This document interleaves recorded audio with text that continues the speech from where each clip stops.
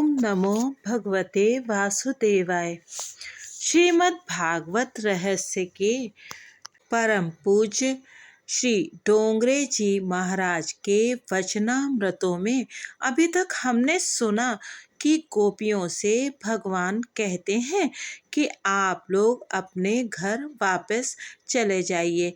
तब गोपियाँ भगवान से प्रार्थना करती हैं कि हम वापस नहीं जाएंगी, हम तो आपके पास ही रहेंगी। गोपियाँ प्रभु से ज्ञान के अमृत की मांग करती हैं। अब आगे की कथा सुनते हैं। एक गोपी कहती है, नाथ, मैं ऐसा ज्ञानामृत चाहती हूँ जिससे हम दोनों का कभी वियोग ना हो, नित्य संयोग रहे। आपसे दूर होंगी तो माया फिर से सिर पर सवार हो जाएगी। आप हमें ऐसे ज्ञान का अमृत दें कि आपके स्वरूप से नित्य संयोग का ही अनुभव होता रहे। आपका वियोग ही करुणतम दुख है और आपका संयोग चरम सुख है। तब प्रभु बोले कि नित्य संयोग रूप अधरामृत देना या ना देना मेरी इच्छा पर निर्भर है। ऐसा दान मैं तुम्हें देना नहीं चाहता। मैं अगर तुम्हें अपना अधरामृत अर्थात ज्ञानामृत, ज्ञान का अमृत ना दूं तो? तब गोपियां कहती हैं, अधिक अकड़ मत दिखाइए, अंतिम उपाय हमारे हाथों में ही है। हम आपको अपने लिए नहीं किंतु आपकी कीर्ति, आपका यश कहीं कलंकित ना हो जाए इसलिए मना रही हैं। आपकी कीर्ति की वृद्धि के लिए ही हम आपसे प्रार्थना कर रही हैं। यदि आप हमें नित्य संयोग रूप अधरामृत या ज्ञानामृत देंगे तो आप ही की प्रतिष्ठा बढ़ेगी, अन्यथा हम विराग्नि से अपने शरीर को भस्म बना देंगे, भस्मीभूत कर देंगी। हमने सुना है कि मृत्यु के अंतिम पलों में जिनका चिंतन किया जाए वह उसे मिलता ही है। शास्त्रों के अनुसार अंत काल में जिसका स्मरण करते हुए, जिसकी याद करते हुए देह का त्याग किया जाता है, उसी में जीव लीन हो जाता है। हमारे मन में अन्य कोई भी नहीं है। हम अपनी अंतिम सांस तक आपका ही स्मरण, ध्यान, चिंतन करेंगी और आपका नाम जपते हुए प्राण त्याग करेंगी। सो आप तो हमें मिलेंगे ही। हम जीते जी चाहे आपको न पा सकें, मरने के बाद तो पाएंगी ही। किंतु लोग क्या कहेंगे? लोग कहेंगे कि ये कृष्ण कितने निष्ठुर हैं कि गोपियों ने विरह की अग्नि में जलते हुए प्राण त्याग दिए, फिर भी उन्होंने कृपा नहीं की। उन गोपियों का प्रेम तो हार्दिक था किंतु कृष्ण तो पाषाण हृदय थे, पत्थर जैसे हृदय वाले थे, कठोर थे। हे नाथ, प्राण त्याग करने में हमें कोई आपत्ति नहीं है किंतु हम चाहते हैं कि आपकी अपकीर्ति ना हो, इसीलिए हम आपको मना रही हैं। प्रभु, आप तो सर्वत्र हैं, सर्वव्यापी हैं, अतः आपसे मिलन तो होना ही है। ज्ञान मार्ग में ज्ञान की प्राप्ति है और भक्ति मार्ग में भक्ति की, किंतु हम ये नहीं चाहते कि आपकी जग हसाई हो। गोपियों के ये वचन सुनकर श्री कृष्ण भगवान ने पराजय मान ली। इसी कारण से तो गोपियों के उन वचनों की महाप्रभु जी ने जय जयकार की है। तासाम वाचो जयंती ही। वैसे तो भगवान की पराजय ना तो कभी हुई है और ना होगी, किंतु गोपियों के साथ बातचीत में गोपियों की विजय हुई है। गोपियों का प्रेम, गोपियों की भक्ति सारे संसार में सर्वोपरि है। यह तो जीव और ईश्वर का वार्तालाप है। जीव की कसौटी कर लेने के बाद ही प्रभु से अपनाते हैं। गोपियों की हर प्रकार से परीक्षा कर लेने पर ही श्री कृष्ण भगवान ने उनको अधरामृत, दिव्य रस अद्वैत रस का दान दिया। प्रभु ने सोचा कि इन गोपियों का प्रेम सच्चा है, यदि मैं आज इन्हें दूर हटाऊंगा तो वे प्राण त्याग देंगी। प्रभु को विश्वास हो गया कि जीव शुद्ध भाव से मुझसे मिलने आया है। तब प्रभु ने उसे अपना लिया। प्रभु ने एक साथ अनेक स्वरूप धारण किए। जितनी गोपियां थी उतने स्वरूप बना लिए और प्रत्येक गोपी के साथ एक एक स्वरूप रखकर रास का आरंभ किया। अष्ट सखियां सेवा में उपस्थित थी। हजारों जन्मों का विरही जीव आज प्रभु के सम्मुख उपस्थित हो सका है। प्रभु ने हर एक गोपी को छाती से लगाकर प्रगाढ़ आलिंगन दिया। गोपियों को शुद्ध जीवों का परमानंद प्राप्त हुआ। जीव आज ईश्वरमय हो गया। वे दोनों एक हो गए। इस मिलन से जीव और ईश्वर दोनों का आनंद हुआ। गोपियां कृष्णमय भगवानमय हो गईं। सभी हाथों से हाथ मिलाकर नाचने लगे। ये तो ब्रह्म से जीव का मिलन हुआ है। इस प्रकार अद्वैत सिद्धांत के आचार्य शुकदेव जी ने रास लीला में अद्वैत का वर्णन किया है। रास में साहित्य, संगीत और नृत्य का समन्वय होता है। इस रासलीला में काम का अंश मात्र भी नहीं है। देव, गंधर्व, नारद जी आदि ने भी आकाश से इस लीला को निहारा। निहारते निहारते ब्रह्मा जी सोचने लगे कि कृष्ण और गोपियां निष्काम तो हैं, फिर भी देह भान भूलकर इस प्रकार पराई नारी से लीला करना शास्त्र मर्यादा का भंग ही है। कृष्णावतार धर्म मर्यादा के पालन के लिए है, स्वेच्छाचार करने के लिए नहीं। ब्रह्मा जी रजोगुण के प्रतिष्ठाता देव हैं। जिसकी आंखों में रजोगुण है वह हर कहीं वैसा ही देखता रहता है। ब्रह्मा जी सशंकित हुए। गोस्वामी तुलसीदास जी ने श्री रामचरितमानस में कहा है, जाकी रही भावना जैसी, प्रभु मूरत देखी तिन तैसी। तभी तो ब्रह्मा जी को भी शंका हो गई। श्री कृष्ण जी इधर सोच रहे हैं कि इस वृद्ध को धर्म मैंने ही तो सिखाया था और अब आज वो मुझे सिखाने जा रहा है। ब्रह्मा जी ये नहीं जानते थे कि ये रासलीला धर्म नहीं, धर्म का फल है। प्रभु ने एक और खेल रचा। सभी गोपियों को अपना स्वरूप दे दिया। अब कृष्ण ही कृष्ण दिखाई दे रहे थे। गोपी थी ही नहीं। सभी पीतांबरधारी कृष्ण हैं और एक दूसरे से रास खेल रहे हैं। रमा रमेशो। अब तो ब्रह्मा जी ने भी मान लिया कि ये स्त्री पुरुष का मिलन नहीं है। श्री कृष्ण जी गोपी रूप हो गए हैं। ब्रह्मा जी ने श्री कृष्ण भगवान को प्रणाम किया। रास विहारी लाल की जय। वह विजातीय तत्व का स्त्रीत्व और पुरुषत्व का नहीं, अंश और अंशी का मिलन है। आज गोपियां श्री कृष्ण में प्रभु रूप बन गई। ब्रह्म रूप हो जाने के बाद जीव का स्वत्व कहाँ रहा। ब्रह्मा जी ने क्षमा याचना की। फिर जितनी गोपियां थीं उतने ही स्वरूप प्रभु ने धारण किए और सभी गोपियों को दिव्यानंद का दान उन्होंने दिया।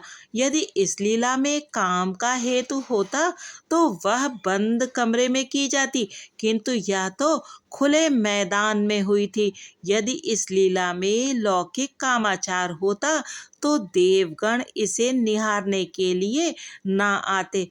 व्रज में रास लीला में 11 वर्ष से कम अवस्था के लड़के लड़कियां भाग लेते हैं, क्योंकि इस उम्र से ऊपर के लड़के लड़कियों में काम विकार का आरंभ होने लगता है। शक्ति के साथ साथ काम वृत्ति भी बढ़ती जाती है। मन में काम जागते ही रास बिहारी श्री कृष्ण का ध्यान करोगे तो काम नष्ट होगा। काम को मारने का और कोई उपाय नहीं है। गोपियां चाहती हैं कि श्री कृष्ण जी उनके सिर पर हाथ रखकर आशीर्वाद दें, जिससे काम का नाश हो जाए। ईश्वर की कृपा होने पर लौकिक काम रतिपति का नाश होता है। पुरुषत्व तो अभिमान और अहम का सूचक है। ईश्वर के घर में पुरुष अर्थात अभिमान का कोई स्थान नहीं है। जो जीव गोपी भाव नम्रता से जाता है उसे वहां प्रवेश मिल जाता है। नारद जी अफसोस करने लगे कि वे पुरुष रूप में आने के बदले स्त्री रूप से आए होते तो उन्हें रास रस की प्राप्ति हो जाती। नारद जी क्या जाने कि पुरुष तो एक पुरुषोत्तम और सब ब्रज नारी हैं। इतने में राधा जी ने नारद जी के म्लान बदन को देखा। वृंदावन की अधीश्वरी राधिका जी यह नहीं चाहती कि वृंदावन के किसी भी अतिथि को किसी प्रकार भी कष्ट या दुख हो। उन्होंने नारद जी से कारण पूछा। तब नारद जी ने कहा, मुझे श्री कृष्ण जी से रास खेलकर गोपियों सा आनंद पाना है। तब राधा जी बोली, आप राधा कुंड में स्नान करेंगे तो रासलीला में प्रवेश मिलेगा। राधा कुंड में स्नान करने से नारद जी नारदी जी बन गए। उन्होंने सोच लिया था कि यदि परमात्मा मिलते हो तो नारी बनने में क्या आपत्ति है। आज तक पुरुषत्व के अभिमान ने ही तो मुझे प्रभु से इतनी दूर रखा है। आज तक मैं इसी अभिमान में डूबा रहा कि मैं पुरुष हूँ, बड़ा कीर्तनकार हूँ। गोपियों ने अपना स्त्रीत्व छोड़ दिया और नारद जी ने अपना पुरुषत्व सांसारिक धर्मों का त्याग करके प्रभु की ओर जाना ही तो जीव का धर्म है। देह का भान, पुरुषत्व, स्त्रीत्व की भावना प्रभु मिलन में बाधक है। ऐसा देह भान छोड़े बिना जीव ईश्वर के निकट जा नहीं पाता। अभिमानी जीव रासलीला में प्रवेश पा नहीं सकता। गाय समान नम्र गोपी बनकर जाओ। वैसे तो पुरुषत्व अहम भाव का प्रतीक है और स्त्रीत्व नम्रता का, फिर भी प्रभु से मिलने के लिए तो इन दोनों ही आवरणों का त्याग करके शुद्ध जीव बनना आवश्यक है। अपनी विद्या, ज्ञान, कीर्तन, कारत्व का अभिमान नष्ट हुआ तो नारद जी को रासलीला में प्रवेश मिला। वे गोपी बनकर रासलीला में गए। गोपी अर्थात नम्रता को प्रभु रासलीला में प्रवेश देकर आनंद देते हैं। गोपी यानी नम्र जीव को ही प्रभु अपनाते हैं। गोपियों को श्री कृष्ण से प्रेम था, मोह नहीं। आत्मा का चिंतन प्रेम उत्पन्न करता है और शरीर का चिंतन मोह। अपने प्रिय पात्र के आत्मा का स्मरण चिंतन ध्यान करो, शरीर का नहीं। प्रेम में अतिशय धीरज आवश्यक है। धीरज भी कैसा? रुक्मणी ने अपने एक पत्र में श्री कृष्ण जी को लिखा था, चाहे कितने भी जन्म मुझे लेने पड़े किंतु वरूंगी तो आपको ही। भागवत तो गोवर्धन नाथ जी का वांग्मय स्वरूप है। जब तक नाम के साथ संबंध नहीं हो पाए तब तक नामी का प्रभु के साथ संबंध कैसे हो पाए। श्रीमद् भागवत तो परमात्मा का प्रत्यक्ष नाम स्वरूप है। जो भगवान से संबंध जोड़ देती है। दशम स्कंद तो भागवत का हृदय है।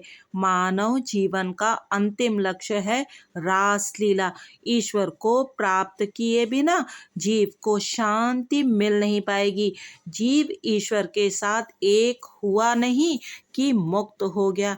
यदि तुम भगवान से मैत्री करोगे तो वे तुम्हें भी सुदामा की भांति भगवान बनाएंगे। ये जीव कुछ साधन करता नहीं है। सत्कर्म करने के लिए किसी विशेष मुहूर्त की आवश्यकता नहीं है। इसी क्षण से आरंभ करो सत्कर्मों का।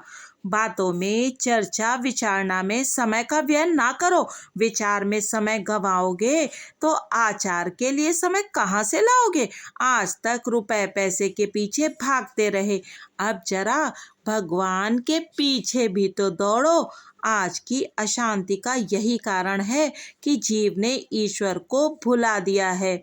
मनुष्य राजा बने या स्वर्ग का देवता, राय हो या रंक, विद्वान हो या मूर्ख, उसके लिए शांति नहीं है। जीव ईश्वर से जा मिलेगा तभी शांति प्राप्त होगी। मन का तो अंतिम सांस तक कभी विश्वास न करना। यदि भगवान सेवा और जप बंद कराना चाहें तो उनसे भी कह देना, नाथ मैं आपकी सभी आज्ञाओं का पालन करूंगा किंतु जप सेवा नहीं छोड़ूंगा। सेवा की जीते जी तो कोई समाप्ति ही नहीं है। सेवा तो अंतिम सांस तक करनी ही पड़ेगी। अंत तक नियमित रूप से जप सेवा कीर्तन करते रहो। थोड़ी सी साधना कर लेने पर मनुष्य को सिद्धि मिलती है। उसके वचन सच होने लगते हैं। सिद्धि के साथ प्रसिद्धि और लोगों की भीड़ आती है। ऐसा होने पर गर्व और अभिमान भी आ जाता है और अभिमान लाता है पतन। साधुओं को कई बार उनके शिष्य चापलूसी करके बिगाड़ते हैं। मेरापन आते ही साधना उपेक्षित होती है। साधु सोचता है, हाँ सेवा तो होती रहेगी फुर्सत के समय, अभी तो मैं सेवकों की सेवा का लाभ ले लूं। मैं सिद्ध हूँ सो मन से सेवा कर लूंगा।